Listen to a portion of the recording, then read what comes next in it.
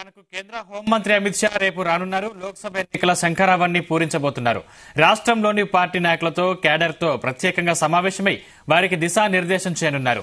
Cadre, ఎన్నికల management కమిటీలు, మహిళా మేధావులతో ప్రత్యేకంగా సమావేశమవుతారని పార్టీ వర్గాలు తెలిపాయి. ఆదివారం మధ్యాహ్నం 12 గంటలకు ప్రత్యేక విమానంలో హైదరాబాద్ చేరుకోనున్న అమిత్ షా మొదట మహబూబ్ నగర్ లో ఏర్పాటు చేసే ఎన్నికల మేనేజ్మెంట్ కమిటీతో సమావేశమవుతారు.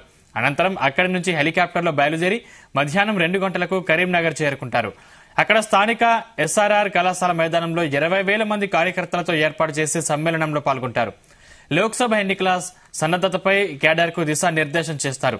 సాయంత్రం 5 గంటలకు హైదరాబాద్ జేఆర్సీ గార్డెన్ లో ఏర్పాటు చేసిన మహిళా సమ్మేళనంలో పాల్గొని కేంద్ర ప్రభుత్వం సాధించిన విజయాలను వివరించనున్నారు.